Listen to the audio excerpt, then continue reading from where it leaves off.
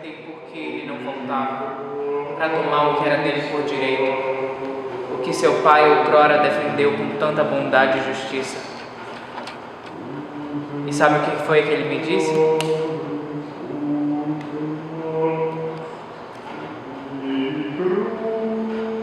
Ele me disse que antes a Escócia tenha um rei como Macbeth, cruel, violento, sanguinário, mau e demoníaco, do que um rei como ele. Ele disse que seria avarento, imaturo, indiferente, lascivo.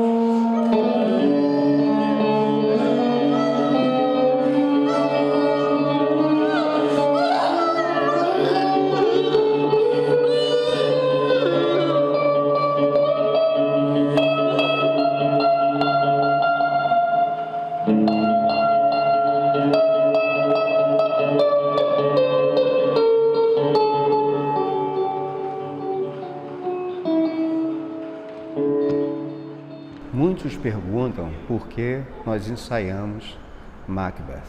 Nós não só ensaiamos, mas fizemos com que os alunos criassem cenas e os ensaios vieram posteriormente, na segunda semana, mais ou menos, do processo de montagem. Quando eu ouço essa pergunta, eu respondo, por que não? Geralmente o clássico, ele é tido como algo que morreu. Quem morreu foi o Shakespeare. A obra dele continua viva. Aí querem colocar lá, ainda no túmulo dele, coisas, morreu, aí fica empolado, aquela coisa empolada. Não, ele fala de questões universais que dizem de respeito a nós. Hoje, é só ler. Dizia Goethe, se a humanidade deixasse de falar a língua, cada país deixasse de falar a sua língua, falaria Shakespeare.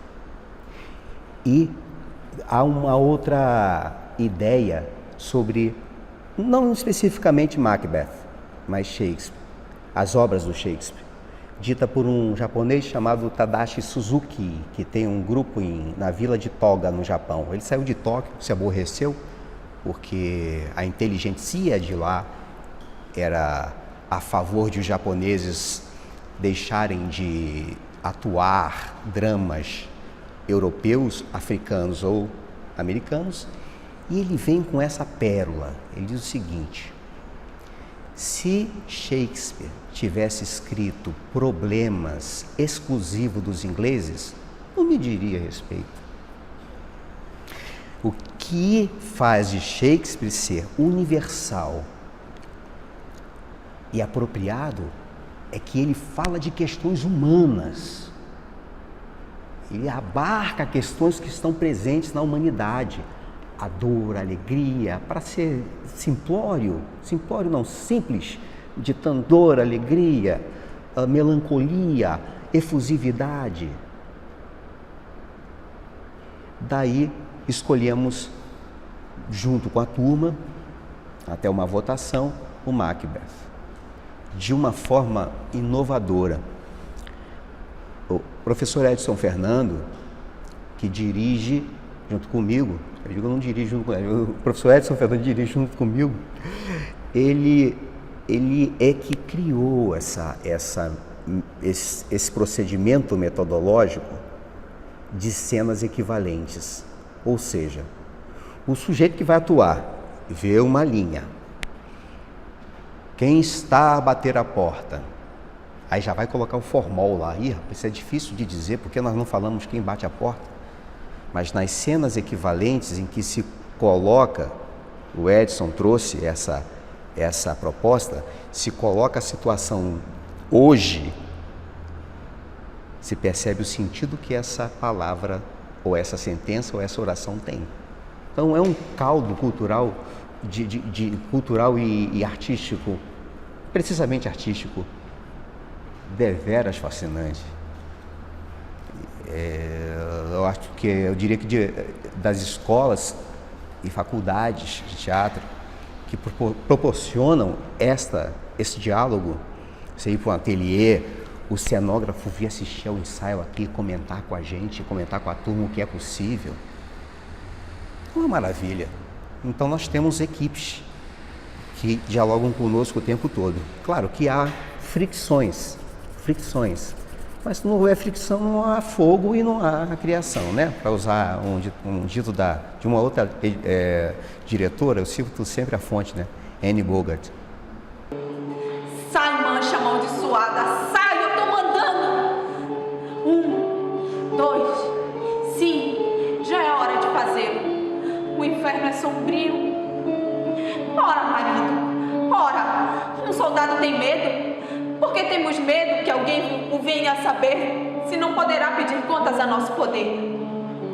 Mas quem poderia imaginar que o velho tivesse tanto sangue no corpo? Ouviste o que ela disse? Como? Estas mãos nunca ficaram limpas. Basta, Senhor, não falemos mais nisso.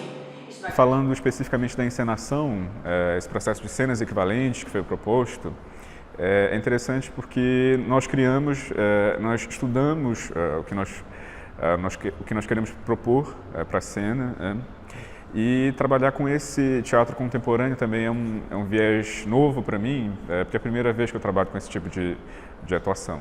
Minha atuação era um tanto mais tradicional. A dificuldade de fazer a música num espetáculo é de uma maneira fazer a música de uma maneira que não fique uma coisa melodramática, uma coisa que venha dizer algo que está faltando na cena. Tem que ser uma música que venha dizer algo que não está sendo dito, que venha acrescentar alguma coisa. Senão vira um recurso digamos, de novela.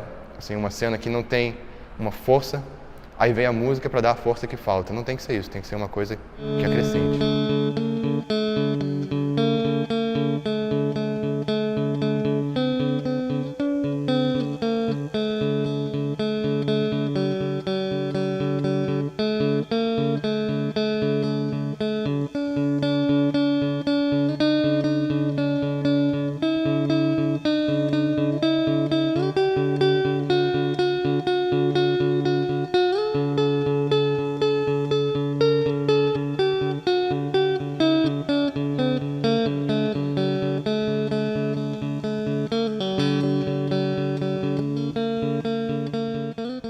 Admiro o poder de persuasão dessa personagem, admiro a força dela como mulher e acredito que dentro da sociedade existem muitas Ladies Macbeth, tanto olhando pelo lado positivo quanto pelo lado negativo. Eu fiz uma pesquisa não só no texto, mas eu tentei entender o que estava por trás daquela mulher, o que estava por trás daquele homem, do Macbeth, entendeu? Para poder trazer para o espectador o que não está escrito no texto.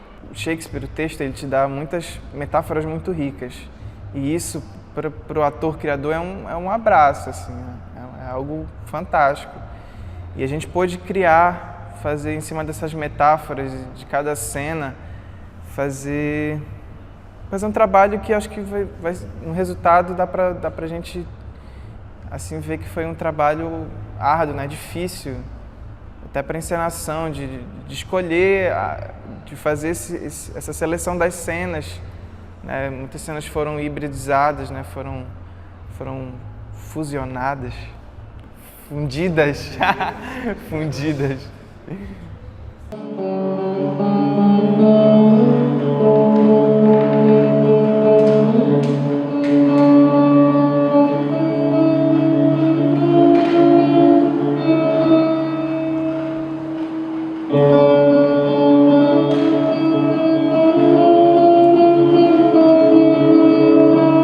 E a minha contribuição foi como trabalhar esse texto, né, sobre como atravessar esse texto, como atualizar o texto.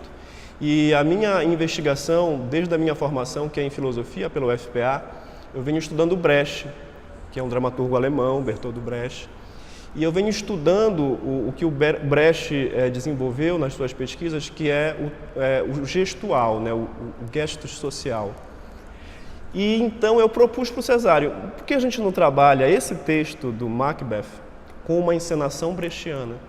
Então essa foi a minha contribuição. Então a gente foi pensando junto, que a gente foi elaborando esse plano de trabalho. Então o que a gente faz? A gente toma esse texto do Shakespeare como uma espécie de roteiro de trabalho, né?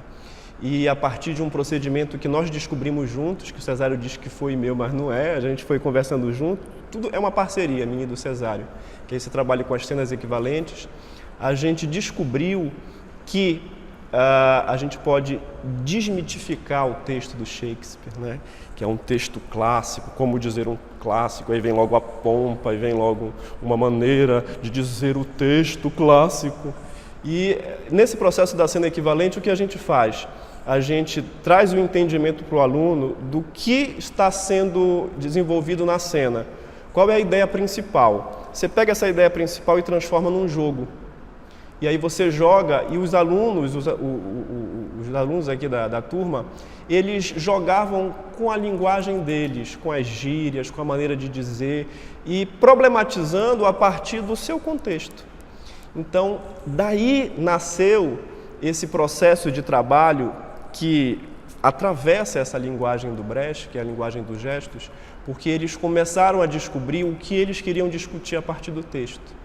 E aí eles foram criando ações equivalentes àquelas que poderiam e que possivelmente em alguma montagem clássica do Shakespeare é trabalhado no texto original, né? Mas dito do nosso lugar, com os nossos problemas, né? Com as nossas angústias, com as nossas expectativas de 2011. O que esses alunos, jovens alunos na cidade de Belém do Pará, o que eles querem discutir, né? O que lhes afeta hoje. Então a minha contribuição foi provocar essa discussão a partir de uma narrativa que a gente constrói de viés brechtiano. O texto se divide em 5 atos, então cada semana correspondia à produção de um ato. Então eles escolhiam as cenas que queriam trabalhar, escolhiam os personagens que queriam trabalhar. A gente não trabalha com um personagem para um ator. Então tem um personagem, por exemplo, a Lady Macbeth. Vários atores e atrizes propuseram cenas, versões de cenas com esses personagens. E nesse primeiro momento foi esse trabalho bem livre de pesquisa mesmo, que a gente apontou para eles no início, de que esse é o momento de criar. Proponha, se jogue e experimente, né? Eu acho que esse mergulho, essa aventura deles, nesse primeiro momento, foi muito interessante e resultou num trabalho muito rico. Então a gente tem muito material. Aí iniciamos há uma semana, depois desse primeiro processo de criação das cenas, o processo de montagem. Qual é a história que eu conto agora a partir do que eles criaram? Porque o texto original são 27 cenas divididas em 5 atos. Nós não trabalhamos com todas as cenas, então eles escolheram as cenas que eles queriam trabalhar. Muitas cenas têm várias versões da mesma cena e que a gente teve que fazer uma espécie, que eu digo para eles que é uma espécie de filtro, né? Filtrar o que esse grupo me trouxe de melhor com esse, somar tudo e montar a partir do encadeamento dessas cenas a nossa narrativa, a nossa versão atual do Macbeth. Então, aí seguiu aqui, vocês chegaram, tá? Aí vocês vão estar fazendo ao mesmo tempo, tá? Você continua com o seu trabalho aqui, tá? Michael, você vai ser a pessoa que vai entrar vou dar com água, tá? Do banho, tá? Você vai entrar falando e vai colocar isso aqui no meio, tá? Nesse primeiro texto. Nesse primeiro texto, Quando? Quando? Vou já te dar. Quando choremos a mão, chuva, raio, tá bom? Vou colocar aqui, você vai colocar aqui. Quando ele colocar aqui, aí você vem com um buquê e vai começar a despetalar para fazer o banho aqui. Exatamente igual ou diferente? Como você fazia, E aquele negócio de tentar gritar e não poder? Como é que faz? Não faz. Aí, faça isso agora para eu ver, enquanto elas estão fazendo lá e eles estão fazendo aqui, tá? Ok? Gabriel, valendo.